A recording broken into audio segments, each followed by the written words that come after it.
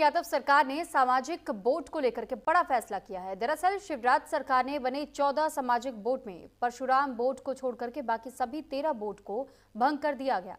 और पूर्व मुख्यमंत्री शिवराज सिंह ने 2023 के विधानसभा चुनाव से पहले अलग अलग समाजों के लिए 14 नए बोर्ड बनाए थे।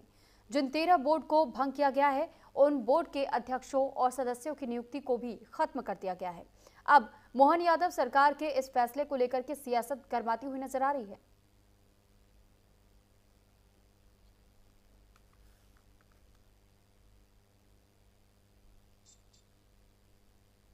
प्रकाश जी हमारे सह संगठन मंत्री इस कार्यशाला में उपस्थित थे।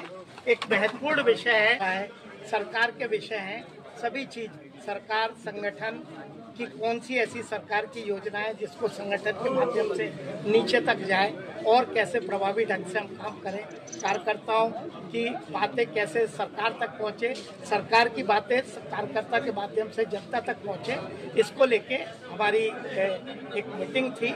जो हमारी रूटीन है उसको लेके आज हम एक छोटी टोली। वो अभी मैंने देखा नहीं है 13 बोर्ड, पूरा देखने के बाद क्या है सारी स्थिति के बाद ही कुछ अधिकृत बोलूंगा मैं। वो अभी मैंने देखा नहीं है 13 बोर्ड, पूरा देखने के बाद क्या है सारी स्थिति के बाद ही कुछ अधिकृत बोलूंगा मैं। मध्य प्रदेश में हाल ही में 13 सामाजिक बोर्ड भंग होने के बाद बीजेपी में सुगबुगाहट तो आ रही है सामने, लेकिन हमारे साथ तमाम सवालों के जवाब प्रदेश अध्यक्ष और वर्तमान सांसद दर्शन सिंह पटेल जी साथ में है। क्या मानते हैं ये बैठक किसको लेकर थी और क्या कुछ सुगबुगाहट आपको नजर आ रही है? यह बैठक आत्मनिर्भर भारत संकल्प अभियान को लेकर थी। हम विश्व की तीसरे नंबर की अर्थव्यवस्था बने। मैं आपको इसी सवाल पर करूंगा, जिस तरह से अभी परशुराम बोर्ड को छोड़ के बाकी 13 बोर्ड पे भंग किए, शिवराज सरकार में यह बोर्ड बनाए गए थे। अब मोहन सरकार में ये जो बोर्ड बने हैं, इन बोर्डों पर आखिर भेदभाव देखा जा रहा है कि उनकी जरूरत नहीं थी, कि हमें समाज की जरूरत नहीं। चूंकि आप किसान नेता हैं, लंबे समय से किसान की वो करते, सभी समाज के रहते हैं, तो क्या उनमें नाराजगी नहीं होगी?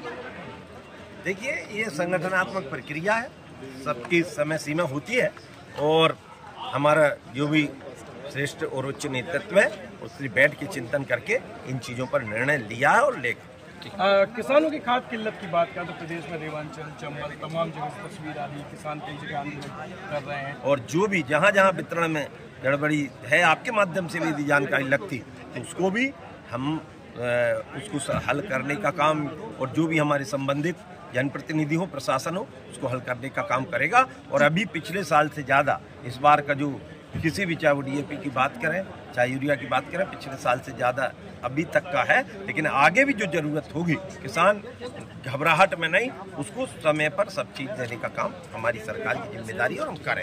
क्षेत्रीय सर्वे आपने किया, तमाम आपने देखा होगा कि प्राइवेट कंपनियां उनकी जेब भर रही है, भ्रष्टाचार की चीजें सामने आ रही है और कई फर्जी कंपनियों किसान का शोषण कर रही है। ऐसा कुछ मामले आए क्या आपके संज्ञान में? जो फर्जी है उनको, जो कालाबाजारी है उनको दंडित करवाने का काम हम कड़ाई से कर रहे हैं। चाहे आप बड़वानी का उदाहरण ले लो, आप खंडवा का उदाहरण ले लो, आप नर्मदापुरम का उदाहरण ले लो, हम किसी भी इस प्रकार के कालाबाजारी वाले करने को हम बर्दाश्त नहीं करेंगे। बहुत बहुत धन्यवाद। तो किसान नेता दर्शन सिंह जी हमारे साथ थे और तमाम सवालों का बेबाकी से जवाब दिया। और साथ ही में जिस तरह से बीजेपी में 13 संगठन के भंग होने के बाद एक संगठन परशुराम बोर्ड बचा है, बाकी के सामाजिक संगठनों पे अभी सुगबुगाहट जारी है। हम तमाम सवालों पे उन लोगों से भी जानेंगे क्या कुछ अंतिम होगा। न्यूज़ इंडिया के लिए शैलेंद्र पारसर, भोपाल। GST सुधार को लेकर के दिल्ली के लाजपत नगर